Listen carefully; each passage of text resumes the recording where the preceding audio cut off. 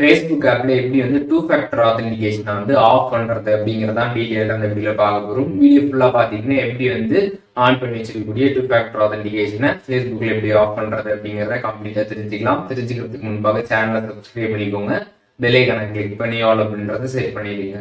வீடியோக்குள்ள போகலாம். Facebook app open பண்ணிடுங்க. சைடில் இருக்கக்கூடிய 3 லைன்ஸ் பட்டனை கிளிக் பண்ணீங்க அப்படின்னா அதில் கீழே செட்டிங்ஸ் அண்ட் ப்ரைவசி இருக்கும். அதை கிளிக் பண்ணதுமே செட்டிங்ஸ் ஆப்ஷன் இருக்கும். செட்டிங்ஸ் கிளிக் பண்ணதுமே அக்கௌண்ட் சென்டர் கொடுத்துருப்பாங்க. அக்கௌண்ட் சென்டரை கிளிக் பண்ணதுமே பாஸ்வேர்ட் செக்யூரிட்டி கொடுத்துருப்பாங்க. அதை கிளிக் பண்ணிங்கன்னா டூ ஃபேக்டர் ஆத்தென்டிகேஷன் அப்படின்ற ஒரு ஆப்ஷன் இருக்கும். அந்த ஆப்ஷன் கிளிக் பண்ணதுமே உங்களோட அக்கௌண்ட் ஷோ ஆகும். அதில் சைடில் இருக்கக்கூடிய ஆரோ கிளிக் பண்ணிங்கன்னா இதில் வந்து டெக்ஸ்ட் மெசேஜ் அப்படின்னு வந்து கொடுத்துருப்பாங்க. சைடில் பார்த்தீங்கன்னா ஆரோ வந்துருக்கும். அந்த ஆரோ கிளிக் பண்ணிடுங்க. அதை கிளிக் பண்ணிங்கன்னா அதில் வந்து டெக்ஸ்ட் மெசேஜ் பார்த்தீங்கன்னா வந்து ஆனில் வந்துருக்கும். அதை கிளிக் பண்ணிங்கன்னா அதில் வந்து டேர்ன் ஆஃப் அப்படின்னு வந்து கேட்டிருப்பாங்க. டேர்ன் ஆஃப் வந்து கொடுத்துருங்க. ஒன்ஸ் அதை கொடுத்ததுக்கப்புறம் பார்த்தீங்கன்னா உங்களோட ஃபேஸ்புக் அக்கௌண்ட்டில் டூ ஃபேக்டர் ஆத்தென்டிகேஷன் பார்த்தீங்கன்னா கம்ப்ளீட்டாக பார்த்தீங்கன்னா ஆஃப் ஆகிடும். இப்போது இந்த வீடியோ மூலியமாக எப்படி வந்து டூ ஃபேக்டர் ஆத்தென்டிகேஷன் ஃபேஸ்புக்கில் ஆஃப் பண்ணுறது அப்படிங்கிறத டீட்டெயிலாக தெரிஞ்சுப்பீங்கன்னு நினைக்கிறேன்.